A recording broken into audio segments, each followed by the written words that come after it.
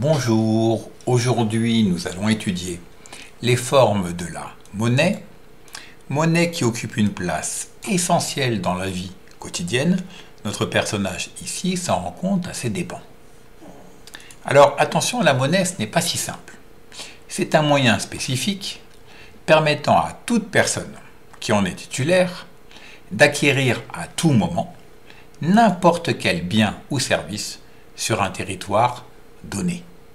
Cela signifie que c'est un moyen de paiement qui est accepté par l'ensemble d'une communauté et garanti par une autorité politique. Cette communauté et cette autorité politique appartiennent justement à ce territoire. Pour vérifier que vous avez compris, on va observer ce qui n'est pas de la monnaie.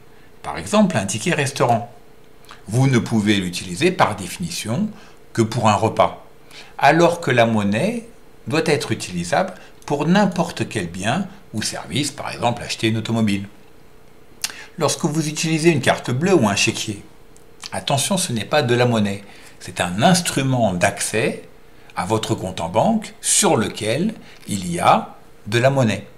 Ce n'est donc pas en soi de la monnaie, mais un instrument. Maintenant, regardons les formes que peut prendre la monnaie. Il y en a trois principales. Tout d'abord, la monnaie qu'on appelle divisionnaire, qu'on peut diviser en réalité, grâce à des pièces, qui, contrairement aux anciennes monnaies, or, argent, qui avaient une valeur intrinsèque, c'est-à-dire en elles-mêmes, n'ont aucune valeur. Le métal d'aujourd'hui des euros n'a pas de valeur particulière. Ce qui donne la valeur à la pièce, c'est ce qui est inscrit dessus, 1 euro par exemple. Ensuite, la monnaie fiduciaire, qui vient du latin de confiance, c'est l'ensemble des billets émis par la banque centrale. Vous en voyez ici des exemples de dollars ou d'euros. Et enfin, la monnaie scripturale, ou dite d'écriture, c'est l'ensemble des dépôts des agents économiques auprès des banques, c'est-à-dire de l'argent tout simplement sur le compte en banque. Étudions maintenant l'évolution de la part de chaque monnaie dans le total de la monnaie qu'on appelle masse monétaire. Vous avez ici un document qui étudie cette évolution entre ces deux dates. Je vous propose un petit exercice, réaliser une phrase de comparaison de ces deux données. Vous pouvez mettre en pause cette vidéo et réaliser l'exercice. Maintenant, corrigeons, selon Dominique Plion, de 1960 à 2010, la part de la monnaie scripturale dans la masse monétaire a augmenté de 57,8% à 95%.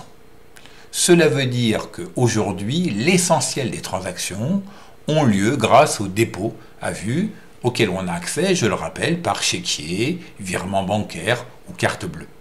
Et que finalement, les pièces et les billets, qui sont des éléments tangibles, matériels, ne correspondent plus qu'à environ 5% des échanges pour les petits achats. Ce phénomène porte un nom que je vous laisse rechercher par vous-même. Terminons par la monnaie que nous utilisons en France, qui est l'euro et qui, comme vous le savez, connaît des difficultés. Difficultés que ne connaît pas le dollar. Pourquoi?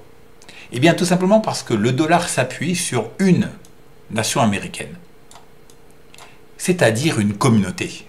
Alors qu'en Europe, et dans la zone euro en particulier, existent de nombreuses nations qui ont une longue histoire et des cultures très différentes.